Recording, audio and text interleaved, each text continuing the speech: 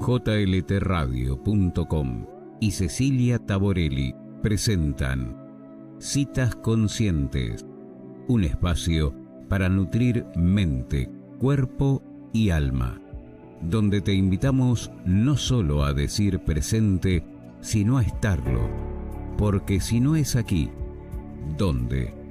Y si no es ahora, ¿cuándo? Citas Conscientes con Cecilia Taborelli, un espacio de reflexión y armonía.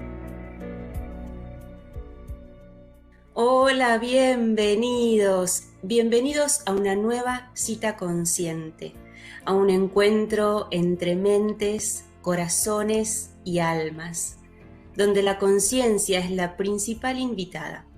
Y hoy tengo el honor, el privilegio y la alegría de compartir justamente con dos seres que son todo corazón y que utilizan sus almas, su conocimiento y su sabiduría para ponerlos al servicio de mucha otra gente que necesita nutrirse de ellos. Les doy la bienvenida a Inés y a Mónica. Gracias. ¿Cómo estás? ¿Cómo estás? Muy bien, feliz de tenerlas acá. Abunda, en su esencia abunda la sabiduría, el amor y el servicio que sale de sus esencias. Así que para mí es un placer tenerlas. Les agradezco sobre todo su tiempo y su dedicación. Y quiero contarle a la gente que llegué a ellas a partir de Virginia Gowell, que en una conversación casual me mencionó Fundapap. Y dije, ¿Funda qué? Y cuando me dijo que Fundapap es la Fundación para la Asistencia de Personas Adictas a Personas, dije, tengo que meterme en eso. Y por eso tengo hoy a la licenciada en Psicología, Inés, y a la doctora en Psiquiatría, Mónica, con quien vamos a compartir estos 60 minutos tratando de saber, porque para muchos como yo no habíamos escuchado nunca ese nombre de adicción a las personas, la codependencia emocional. Entonces ellas nos van a guiar un poquitito a ver a quien le pica que se rasque o es algo así. Vamos a ver cómo les suena. Entonces me gustaría comenzar por lo más básico de todo. Y es esto que yo misma me pregunté. Las adicciones, cuando son a una sustancia, a un químico, al alcohol, incluso a la comida, son obvias, son evidentes. El adicto difícilmente puede decir, no, yo no soy adicto. Pero cuando uno es adicto a una persona o cuando uno es codependiente, ¿de qué se trata? ¿Cómo se percibe eso en la experiencia humana? Bueno, por ahí tenemos que ver de dónde viene la palabra codependencia, ¿no es cierto? La palabra codependencia se genera a través de Al-Anon en los años 48, cuando se funda Alcohólicos Anónimos. Las mujeres llevaban a sus hombres al grupo y se quedaban en el auto y se quedaban pensando por qué el amor de ellas no alcanzaba para que se curaran y tenían que venir a estar con otros hombres que les pasaba lo mismo. Entonces, la esposa de Bill, uno de los fundadores de Alcohólicos Anónimos, las empieza a reunir en la cocina y se empiezan a escuchar qué les pasa a ellas.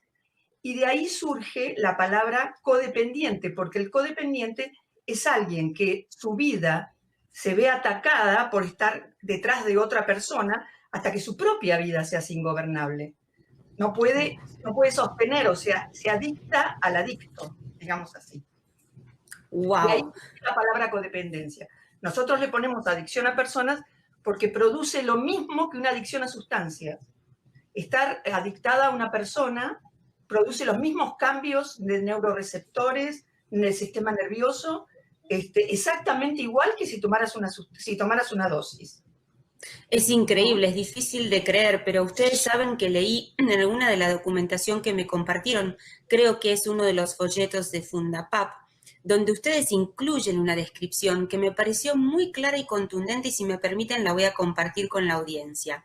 Y dice, el codependiente es aquel que ha permitido, y voy a hacer énfasis en las palabras que a mí me hicieron ruido, es aquel que ha permitido que el comportamiento de otra persona le afecte y se obsesione por controlar dicho comportamiento hasta que su vida se torne ingobernable.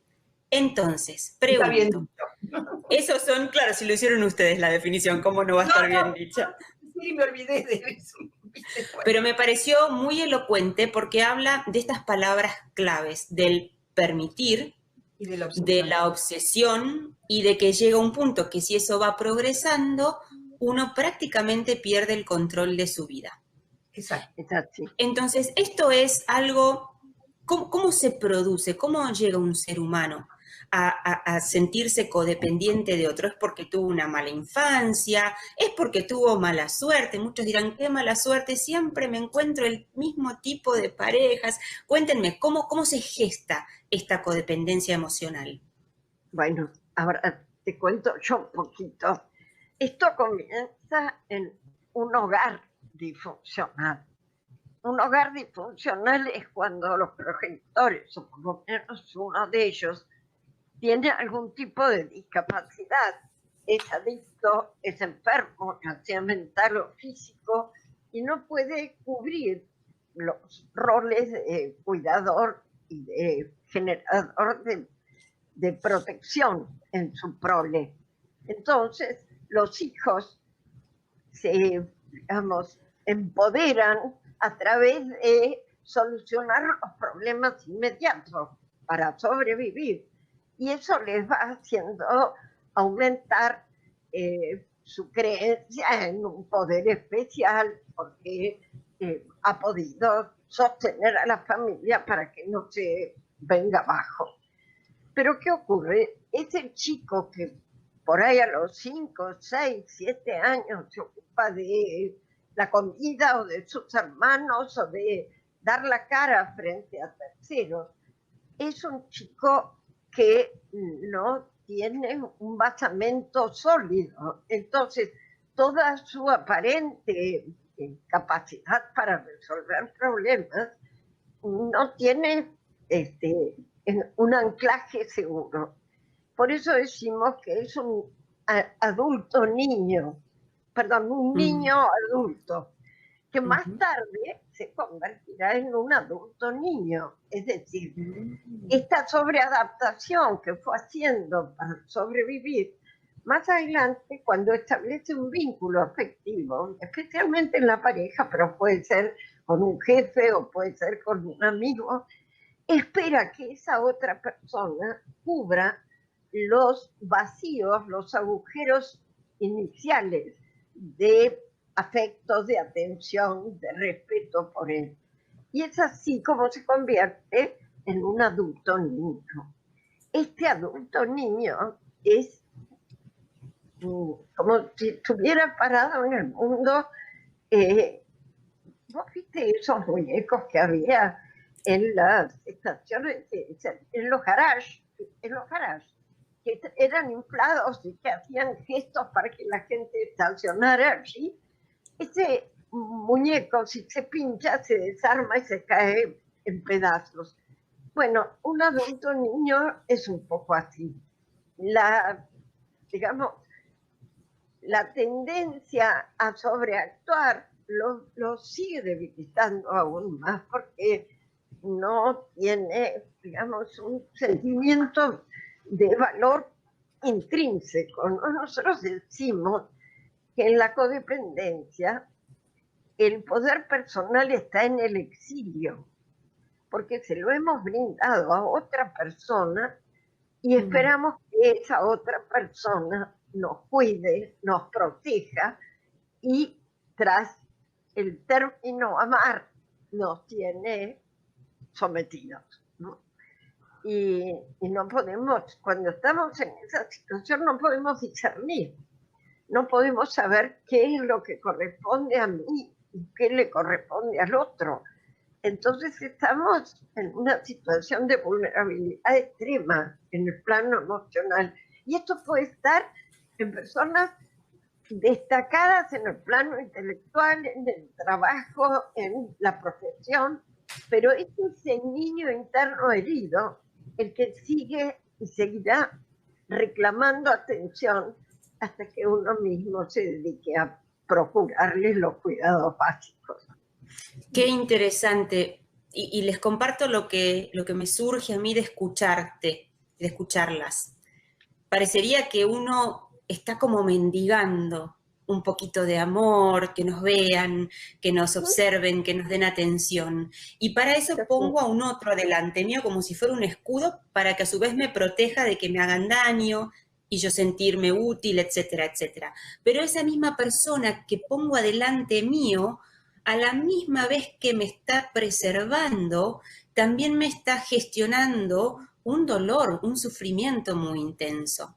Sí. Entonces, tiene que ver el autoamor o la falta de, más bien debería decir, de un ser humano. Desde ese lugar sale a buscar a otro que supla esa carencia, que llene esos agujeritos. O sea, ¿qué papel juega la falta de autoamor en esta historia? Todo, porque en realidad la persona termina transformándose en el deseo del otro. Y lo que busca generalmente, o sea, casi siempre, es lo mismo que tuvo en su infancia. Repite. O sea, busca personas que después la abandonan, o buscan personas que son adictas a la evitación, que es la otra polaridad de la codependencia. Son personas que no quieren compromiso, que se corren, y la persona persigue, y cada vez sufre más. Y tiene que ver con la autoestima, es poner el poder en el otro. La mirada del otro es lo que me valoriza a mí, ¿no? Esto es lo importante. Lo que el otro piensa de mí es lo que yo soy. Entonces, esto, en los grupos nosotros lo que tratamos es de trabajar nada más que sobre uno mismo, no sobre los demás. Mónica, vale la pena que te interrumpa solamente para compartir con la gente que parte del proceso de Fundapap, de la fundación, es este espacio de los grupos donde ustedes hacen asistencia y recuperación de este tipo de adicciones. Y por lo poco que yo he visto y disfrutado, hacen un espacio muy amoroso donde la gente en primera instancia tiene que hacerse consciente de esto. Pero vieron como muchas veces uno le cuenta a una amiga, sí, ¿sabés que me salió una cosita en la piel que me pica, me duele, me salió? Y la amiga dice, a mí me pasó lo mismo y eso se llama tal o cual cosa. Y ahí es cuando uno empieza a poder ordenar ese caos en donde vive, porque le pudo poner un nombre a esa experiencia. Y desde ese lugar, y en base a todo el recorrido, porque ustedes tienen como 20 años, ¿no es cierto?, de asistir a gente, ¿cuáles son esas señales de alerta? Porque uno puede decir, bueno, sí, yo, como les digo, 30 años con mi esposo, nosotros somos puro amor, ¿cómo no vamos a ser un poquito codependientes? Nos apoyamos, nos cuidamos. ¿Cuáles son esas señales, esas lucecitas rojas que uno tiene que prestar atención para decir, esto me parece que de amor, y esto en cambio de yo ser amable y entregada al servicio de mi esposo, estoy más bien mendigando o supeditada a su visión para poder verme? ¿Cuáles son esas lucecitas? Acá hay algo fundamental en esto que decís, porque una cosa es la interdependencia y otra cosa es la codependencia. En la interdependencia hay una pareja, hay dos personas con equidad, con un poder compartido. En cambio, en la codependencia hay un poder de uno sobre el otro. Y el que está debajo, digamos, del poder, es un instrumento de, digamos, de manipulación muy sencilla. Entonces, el que es sometido sufre. En la interdependencia hay disfrute de compartir. En la codependencia hay sufrimiento. Por eso hay gente que nos dice que ya se están volviendo adictos a los grupos. Esto es imposible, porque la adicción siempre es dolorosa. Una cosa es tener el hábito o digamos, el gusto de compartir una actividad y porque te gusta la repetís. Y otra cosa es la adicción, que por otro lado viene de la palabra adictus, que significa a sus órdenes. Era el término que usaban los esclavos cuando eran comprados. O sea que la palabra en sí misma está hablando de esta dependencia extrema de ese otro que modifica mis estados de ánimo con una palabra, con un silencio o con una presencia hostil. Es decir, que la persona casi que se pierde a sí misma en ese proceso. Es como si se diluyera, ¿verdad? Por eso ustedes hablan mucho de la confusión que vive el codependiente, porque ya no sé si lo que veo es lo que es lo que me veo reflejada en los ojos del otro, o lo que el otro quiere que yo vea de mí para ponerlo al servicio. O sea, es una confusión tan grande que eso es, me parece, una de las primeras lucecitas de alerta, cuando uno ya pierde esa claridad. Eso por un lado. Y la otra es la obsesión. Estar obsesionada por el otro. O sea, nosotros teníamos una chica en el grupo, uno de los grupos que le mandaba, por ejemplo, 80 mensajes en el día a la pareja. Uf. La obsesión y la compulsión son básicas en la codependencia, que es lo mismo que existe en las sustancias. Entonces esa persona se transforma en el deseo del otro y se olvida de sí misma. El codependiente por ahí no va al médico, no va al dentista, no se ocupa de sus cosas. Si son profesionales empiezan a decaer en la carrera. Realmente es una cosa que ataca la vida. Por eso nosotros decimos que la codependencia es una enfermedad crónica, progresiva y social, porque produce además y mortal también, porque produce enfermedades que cuando la mente ya no da más, el cuerpo se enferma. Y les hago una pregunta, esto de la codependencia, porque yo me miro y digo, si yo soy codependiente y ya tengo en mi ser esta conciencia de no ser quien yo soy, no tener claridad, tener confusión, vivir con una visión un poquito nublada, ¿no me hace más, de alguna manera, sensible a generar más relaciones codependientes y no solo una? No es que estoy buscando que mi amigo me llame, o sea, no es solamente exclusiva a una relación. Puede ser que eso tiña todas nuestras relaciones, ¿verdad? Es un modo de vincularse. Es una manera de establecer relaciones. Es un lugar donde, a ver, nosotros decimos que no es inocente este lugar, porque llega un momento donde tenemos que preguntarnos qué estoy haciendo acá. Pero en la codependencia lo que predomina es el beneficio secundario de la enfermedad. Si yo tengo a un otro, por más que sufra en el vínculo, no estoy sola, o consigo que me mantengan, o obtengo un lugar en la sociedad. O sea, no pensamos que se trata de una víctima y un sádico, sino de una alianza, porque en la codependencia es alternativo el rol de dependiente y evitativo, ¿no? O de víctima-victimario. Es muy probable que aquel que se somete también dañe al sometedor, ¿no? Entonces, digamos, esto no es visible en los vínculos en la sociedad porque es el modelo imperante. Uno escucha a los políticos, a los programas de televisión, y el maltrato está estandarizado.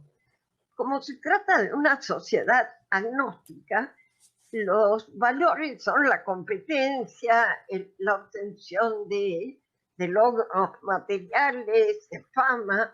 Entonces se ha perdido por completo la dignidad humana en el simple ser que somos, porque somos seres únicos, irrepetibles y sagrados. Más allá de cualquier religión, en nosotros hay una chispa divina que está unida a todo, al todo.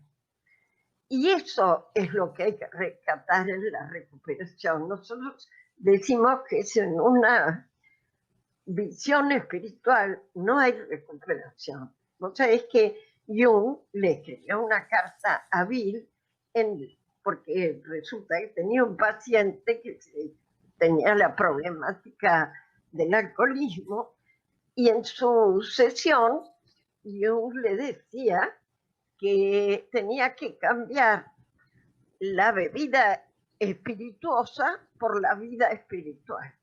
Y le decía que esos grupos y esa posibilidad de empatía de unos con otros iba a ser una terapia del futuro. Y efectivamente, ¿no?, se fue dando de ese modo, como para que, porque nosotros con Mónica empezamos estos grupos, porque los pacientes que trataban esta problemática y se iban dando cuenta de que eran maltratados y de que transaban en cosas que no eran negociables, salían del consultorio y entraban a un mundo donde esos parámetros eran los habituales. Entonces, el raro era él. Entonces, nosotras dijimos, esto tiene que tomar estado público, de alguna manera que haya una comunidad, un poco lo que vos decías, Cecilia, antes, que al reconocerme en un otro le puedo poner nombre a lo que me pasa y me alivia enormemente. Uf. Ese es el primer paso, es ser consciente de ello, ¿verdad? Y por ahí muchos no lo somos. Y digo no lo somos porque estoy convencida, después de escucharlas, no ahora, sino también, ustedes tienen un hermosísimo libro que se llama Adicción a las personas, Codependencia y Recuperación, lo recomiendo porque de vuelta es aportar conciencia para que uno cuando va leyendo empiece, yo siempre digo, como los dibujitos de los niños que tienen puntitos y están numerados. Entonces uno va del 1 al 2, del 2 al 3, del 3 al 4 y no sabe la figura que se va a ver hasta que no completó todas las líneas que conectan los puntos. Leer el libro de ustedes, adentrarse en este tipo de temas, es la oportunidad que todos nos merecemos de autorrevisarnos, de ver ¿cuánto hay de esto en mí? ¿Puede ser que la codependencia exista, pero que no sea letal, que sea solamente como en un grado menor, o siempre tiene que ser con un grado de obsesión altísimo y abuso, o todos somos un poquito codependientes? Mira, todos somos un poquito codependientes. Es más, te diría que nosotros hicimos estos grupos desde nuestra propia codependencia. Wow. Porque nos conocimos codependientes. Es una de las profesiones codependientes, los médicos, los psicólogos, los psiquiatras, los abogados, los maestros, todos los que trabajan y tienen responsabilidad con gente, tienen un poco de codependencia. Ahora, esto es como decís vos, es una cuestión de conciencia. Si yo pienso que estoy sufriendo, pero debe haber otra manera de vivir, porque esto es lo que decimos en los grupos, se puede vivir de otra manera y vincularse de otra manera, no con lo aprendido o con lo basado en la sociedad, porque si vos ves las novelas, hay que morir por amor, vivir por amor, destrozarte por amor, eso no es amor. Las canciones.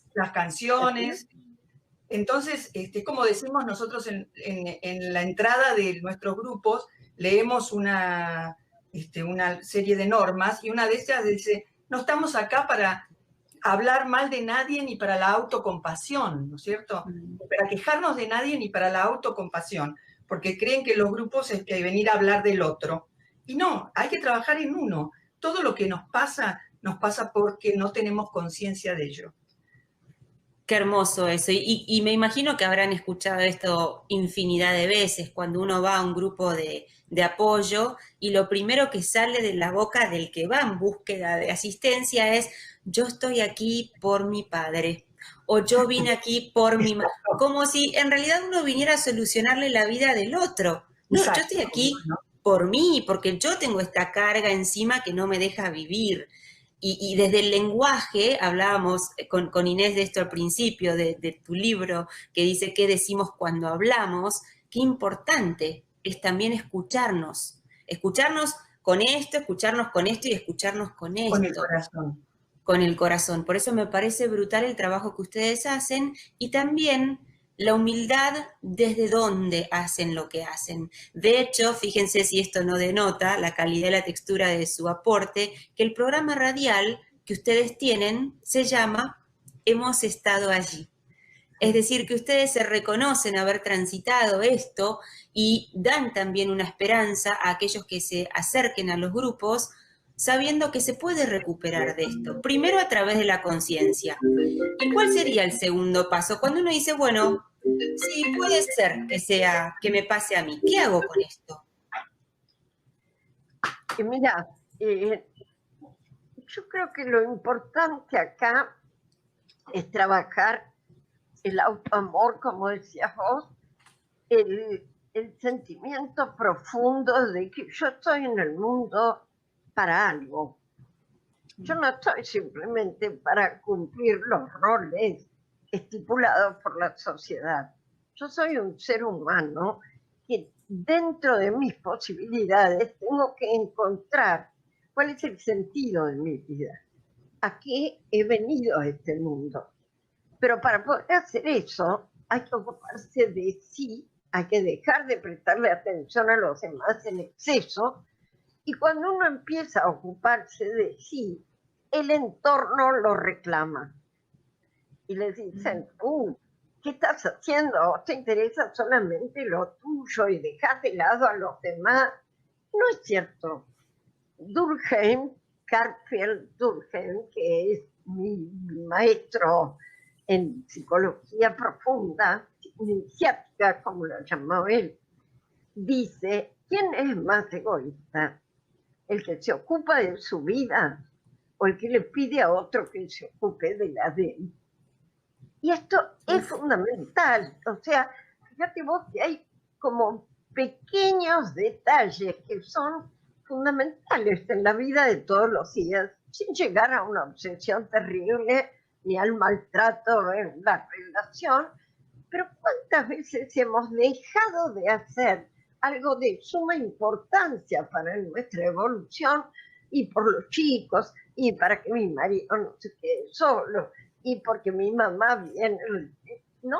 Por un montón de excusas nos posponemos. Esto también es codependencia. O sea, desde lo poquito hasta lo mucho, estamos todos perdidos por no saber que somos sagrados. Esto yo creo que es uno de los datos fundamentales, por eso nosotros en la recuperación usamos el programa de Alcohólicos Anónimos adaptado a nuestra problemática y hablamos de un poder superior, que puede ser Dios, la conciencia cósmica, como cada uno quiera llamarlo.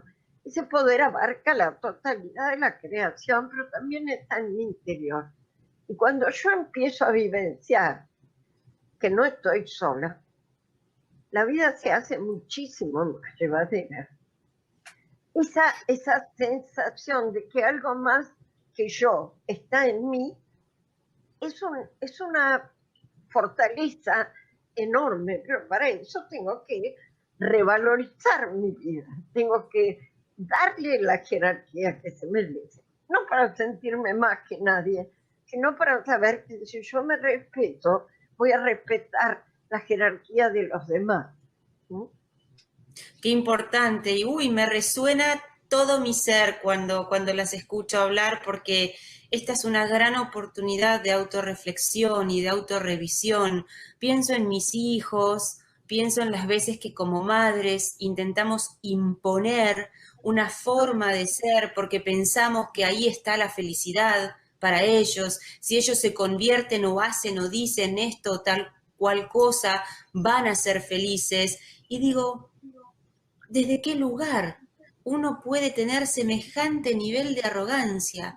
De no solo pensar que lo que uno proyecta sobre el otro es la felicidad, sino hasta de obsesionarnos y querer manosear la existencia de un otro. Es muy fuerte esto. Sí, por eso vos sabés que nosotros nos reímos en los grupos porque decimos, el codependiente siempre sabe lo que el otro necesita. Así es. O sea, no mira al otro, mira lo que necesita sí mismo, pero no al otro. Entonces, esto de la rehabilitación tiene que ver con mirarse uno mismo y dejar de mirar al otro para que haga lo que nos gustaría que hicieran con nosotros. Mónica, y se nos va la vida, porque fíjate que si yo te pongo a vos la obligación de convertirte en quien yo quiero que te conviertas para que entonces yo pueda finalmente ser feliz o liberarme o lograr lo que fuera que sea, estoy poniendo, como decimos acá, mi vida en stand-by. La estoy poniendo colgadita en el perchero hasta que por ahí algún día alguien venga y diga, a ver, ¿y esto que está acá viejo qué es? Ah, mi vida era, perdón, me olvidé de usarla, ¿alguien me la puede devolver? No, ya no. Muy fuerte, no, ya no, no, ya no. Y esa es la tristeza, por eso les agradezco tanto el trabajo que ustedes hacen, porque el momento es ahora de darnos cuenta que tenemos que volver a nosotros mismos. Y me parece que la trampa de esto, y me gustaría escucharlas, compartirme un poquito de esto, es como un círculo vicioso, ¿verdad? ¿Cómo, sí. o sea, y me hice consciente, ¿cómo salgo de ese? ¿Qué es lo primero que tengo que hacer para salir, para cortar ese círculo?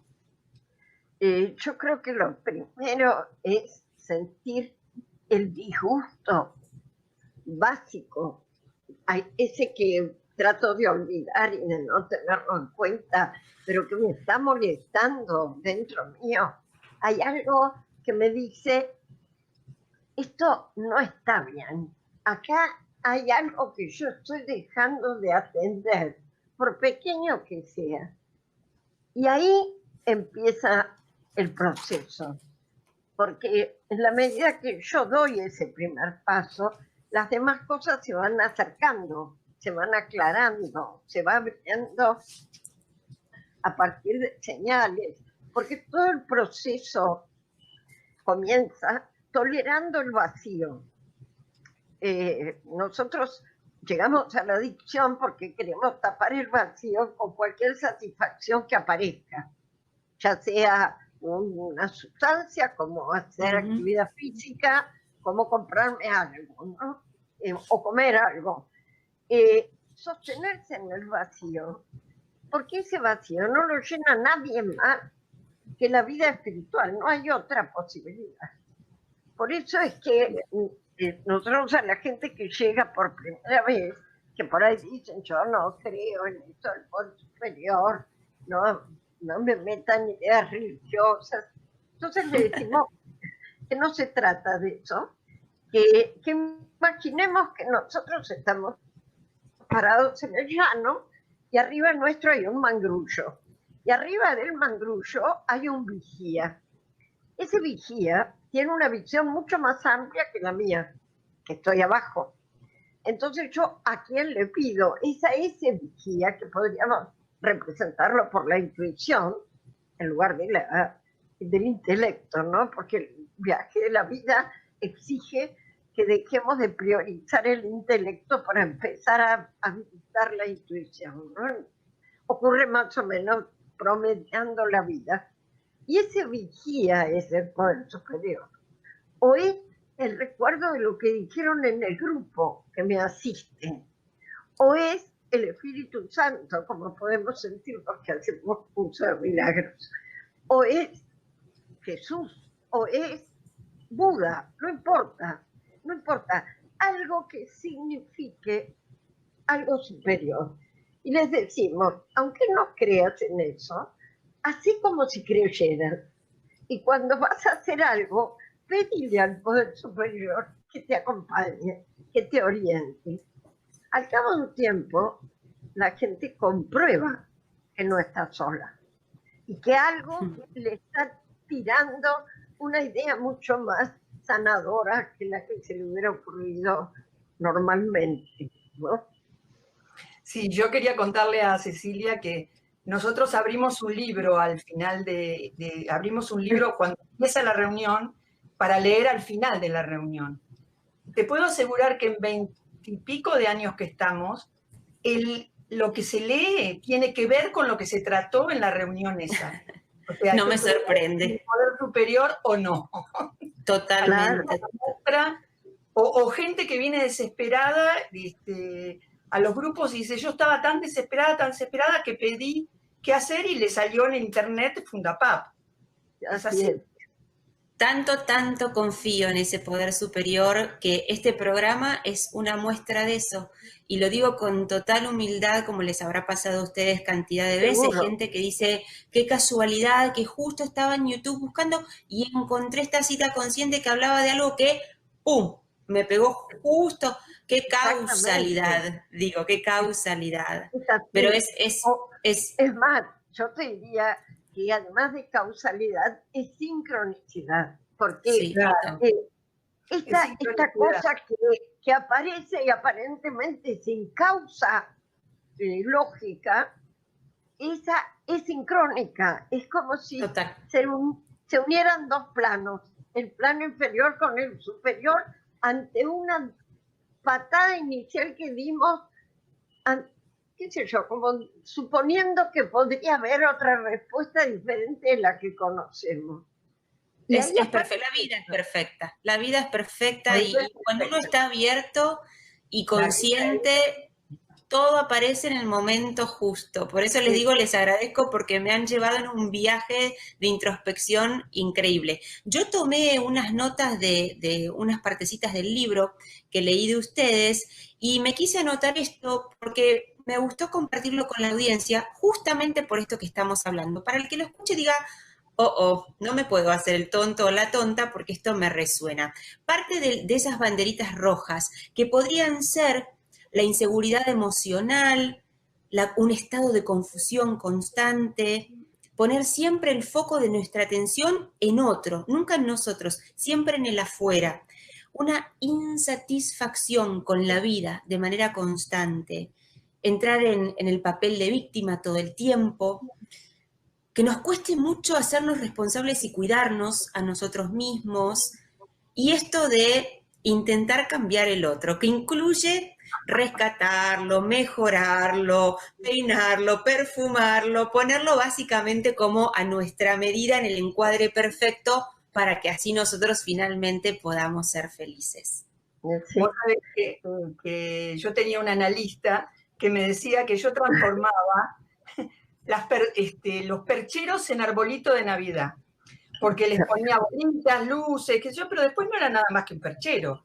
Esto hace el codependiente. El codependiente proyecta lo que necesita en el otro y el otro no sabe si lo tiene o no. ¿Entendés? Después no es nada más que un perchero. Los percheros son muy útiles, pero usados como perchero. Y vistos como percheros y respetados como percheros. Les pregunto, ¿esto les pasa más el papel codependiente? ¿Le pasa más a la mujer que al hombre en su experiencia o es indistinto y le puede ocurrir a cualquiera?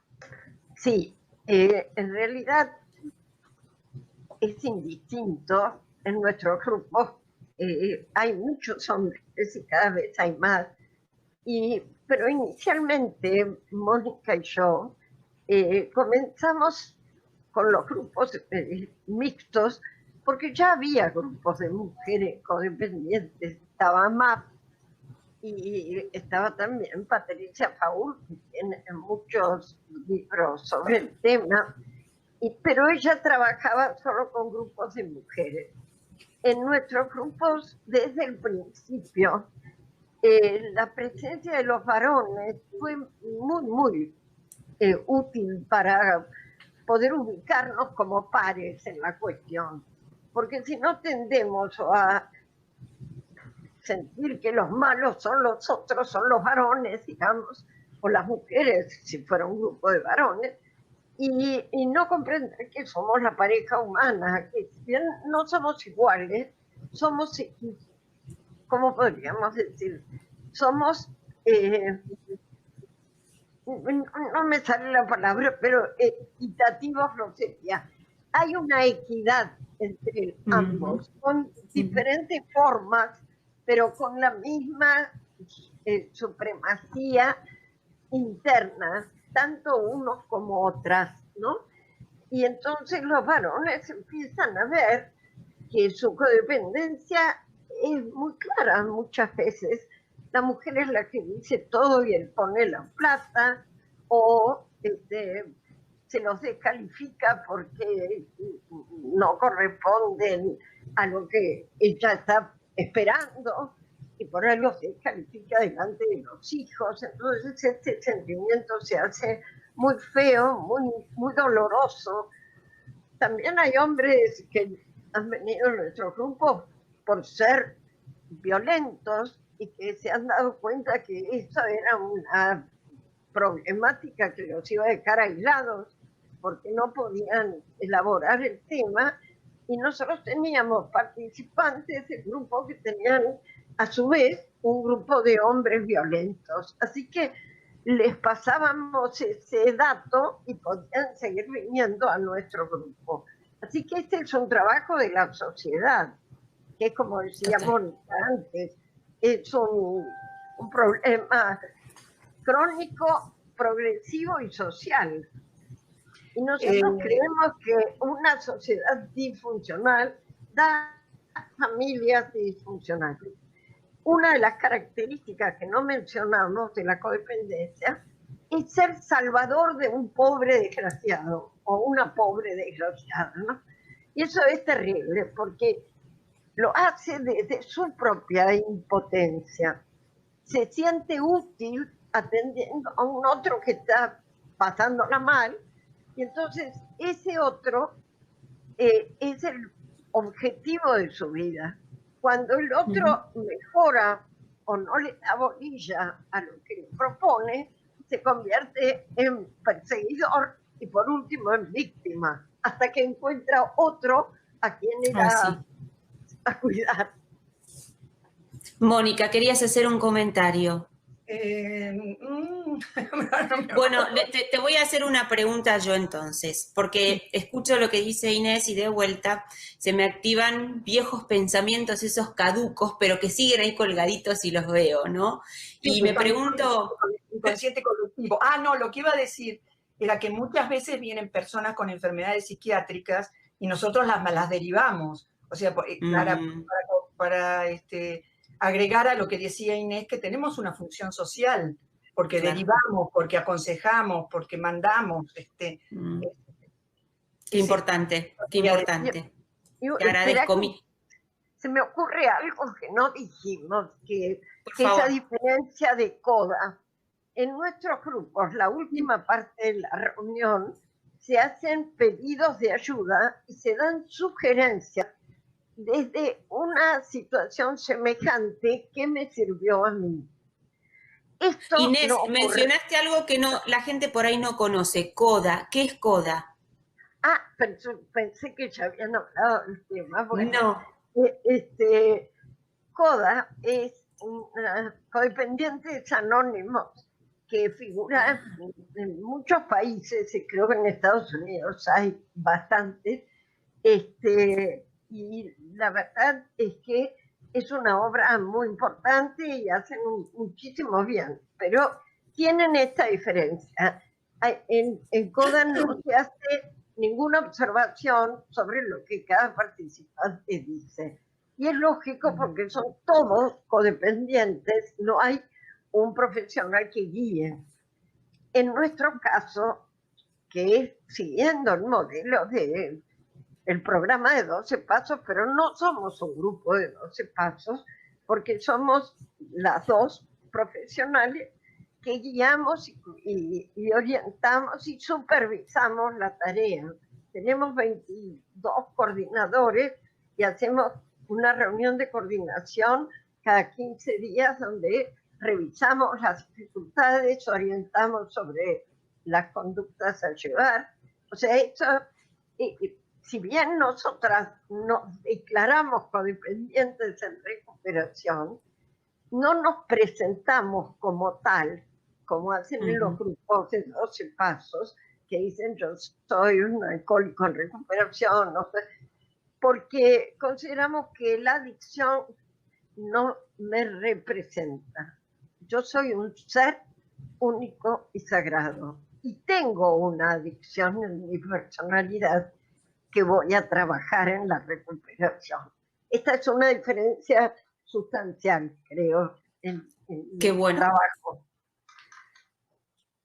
Me encanta. Les iba a comentar esto que me quedó ahí, ese pensamiento caduco que les quería compartir, que muchos por ahí tenemos, en cuanto a que lo que nos ocurre en la vida es simplemente una consecuencia de la mala suerte.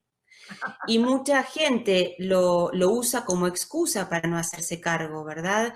Entonces me gustaría que me ayuden a compartir esta visión. Alguien que cree que lo que le pasa es simplemente producto de la mala suerte y lo más importante, ¿qué es lo que se pierde de esa oportunidad si solo se lo adjudica a la mala suerte y no se mete en la profundidad de sus catacumbas, como decimos? Sí, ese dicho que dice, es una chica muy inteligente pero no tiene suerte con las parejas. Eso. La verdad que nosotros pensamos desde el camino espiritual que todo lo que viene a nuestra vida es necesario, sea quien sea, porque el problema es que cuando uno repite es porque no aprendió. Entonces, si no tengo suerte, porque siempre me viene el mismo tipo de pareja, lo que tengo que pensar es por qué me viene siempre el mismo tipo de pareja. ¿Qué hay en mí que yo no veo?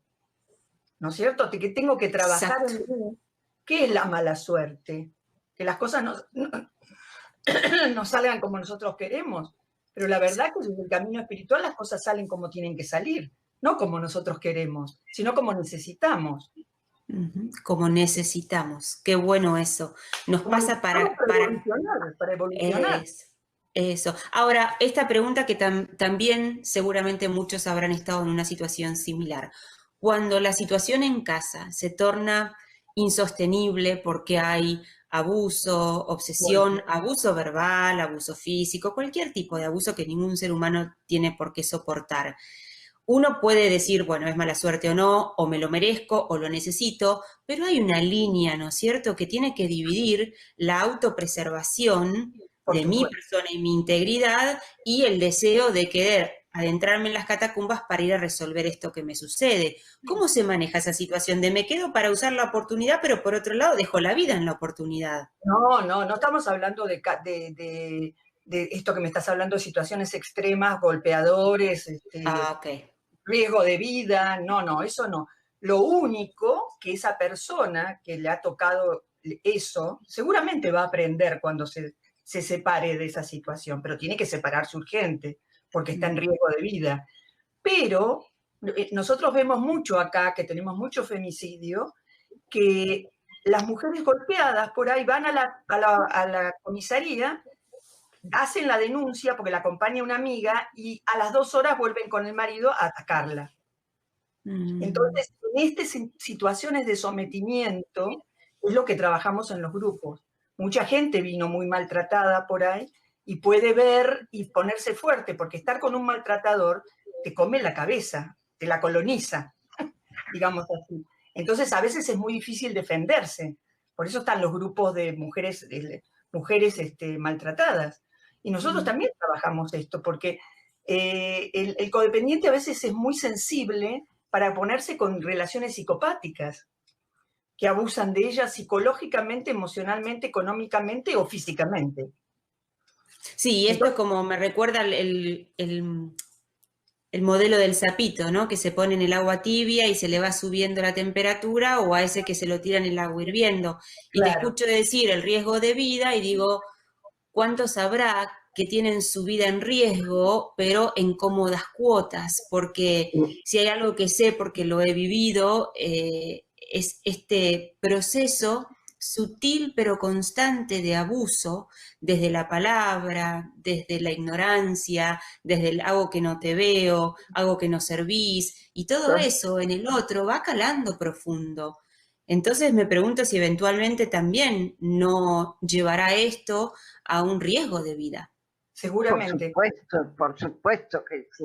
Esta modalidad de haberse sentido descalificado, desconsiderado o ignorado dentro del grupo familiar o de la pareja, va siendo una herida tremenda en su interior.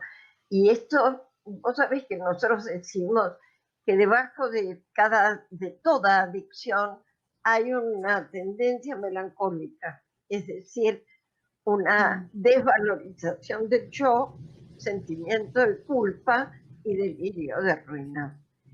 Si yo me desvalorizo, sobrevaloro a los demás. Si me siento culpable, el sentimiento de culpa es preexistente al hecho. Entonces, primero me siento culpable, después busco cómo justificar que soy culpable. En esas relaciones de sometimiento, el maltratador incrementa el sentimiento de culpa de la abusada o abusado para poder seguir teniendo poder sobre ella, ¿no? Entonces, realmente ese trabajo no es posible de llevar adelante solo con los grupos. Es necesario una terapia que acompañe, que pueda trabajar en las profundidades de ese yo tan lastimado, ¿no? Porque esto lo solemos considerar y sugerir muchas veces. Hay situaciones que no alcanza el grupo. El grupo es maravilloso cuando uno viene orientado hacia la sanación, pero cuando uno está muy desvalido necesita algo mucho más power, ¿no? Para acompañarlo. Sin duda. Percibo que debe ser algo así como volver a enamorarse de uno mismo, ¿no? Es volver a empezar de foja cero, es empezar a darnos eso que no nos dieron y que estábamos ahí como un perrito con la lengüita afuera esperando que o mamá o papá o mi novio o el maestro o mi jefe o mi amigo me lo diera, y si no era porque no me lo merecía. Me parece que es un aporte hermosísimo el que están haciendo. Me encantaría escucharlas, que nos compartan un poquito. Yo ya lo fui diciendo a medida que transitamos este tiempo. Hablamos de Fundapap, que es la Fundación para la Asistencia de Personas Adictas a Personas. Hablamos de los grupos de asistencia y recuperación, que creo lo tienen desde 1999, o sea, wow. Tienen el libro Adicción a las Personas, Codependencia y Recuperación, y tienen el espacio radial, que no sé si dije, es la 91.9, todos los miércoles, Radio Mantra, los miércoles a las 7:30 de la tarde. Para la gente que está, por supuesto, en Buenos Aires, que tiene acceso a los grupos, no los que están en otros países, porque nosotros nos miran desde todas partes, ¿cuál es la vía de acceso más fácil a ustedes? Bueno, tenemos nuestra página, que es www.fundapap.org, donde están todos los horarios de los grupos. Ahora estamos trabajando por Zoom, trabajamos los martes de 19 a 21 y los sábados de 14 a 16. En la página de nuestra, que acabo de decir, están los horarios y los ID del Zoom. Y después también estamos en Facebook, en Fundapap, en la página de Fundapap, donde también está toda la información. Que bueno, o sea que si es por Zoom, pueden contactarlos desde cualquier parte del mundo, no necesariamente Argentina. Tenemos gente de toda parte del mundo. ¡Qué tenemos bueno! De Barcelona, de México, de todo, mucha gente se ha puesto en Zoom. Tanto que estamos pensando dejar un Zoom porque cuando termine la cuarentena, esta gente va a quedar sin nada porque no puede venir al presencial. Qué regalo el que nos ha dado esta cuarentena en ese sentido, ¿verdad? Exactamente. Sí, por supuesto que sí. Inés, ¿olvidé mencionar algo? No, que también está el Facebook de Hemos Estado Ahí, Mantra FM 91.9. O sea, son todos lugares donde pueden ubicarnos. Qué bueno, y porque a veces a la gente le da pudor también compartir estas situaciones y mostrar su vulnerabilidad y mostrar los trapitos sucios, como decimos. Entonces estos espacios que ustedes generan, sobre todo desde la virtualidad, son muy buenos porque hacen conciencia, generan conciencia, y así la gente toma fuerza, y por ahí un día se animan a compartirlo con un otro, a ponerle palabras, a acercarse a un grupo cuando pase la cuarentena, y a dejarse abrazar y acompañar. Mira, nosotros tenemos un coordinador que siempre lo cuenta, que estuvo 1 año sin hablar, solamente escuchaba, y ya lo tenemos como uno de los más rehabilitados en nuestro grupo como de coordinadores, que está en la radio con nosotros. Se llama Miguel. Lo he escuchado, buenísimo, Miguel es excelente. Estuvo 1 año sin hablar, venía al grupo, se sentaba y no hablaba, porque lo que pasa que en el grupo se da que la gente escucha y parece que el otro habla por uno, porque a todos nos pasa lo mismo. Claro, pero qué importante que se le dé espacio a los hombres, porque también presiento que en nuestra sociedad se los ha ceñido a un espacio de si hablas mucho y contás demasiado, sos medio debilón, se te ve un poquito como que perdiste no sos el machote fuerte. Y me parece que es todo lo opuesto, que la sensibilidad no implica debilidad, sino mucha fortaleza. Lo que pasa es que el patriarcado le ha hecho más daño a los hombres que a las mujeres. Porque los hombres tienen que tener ese aspecto que no pueden mostrar ni debilidad, ni afecto, ni tienen que estar duritos ahí. Solamente las que podemos llorar somos las mujeres. Bueno, ha cambiado mucho, ¿no? Pero bueno, todavía... Pero seguimos teniendo los vestigios de ese paradigma viejo, y el trabajo de ustedes ayuda muchísimo, diría casi un antídoto para empezar a cambiar esos modelos caducos. Les agradezco, nos quedan por ahí 3 minutos, creo que hemos cubierto prácticamente lo que yo más quería que cubriéramos hoy, aportar conciencia. Les agradezco muchísimo, no sé si tienen algo más que sienten que nos quedó en el tintero.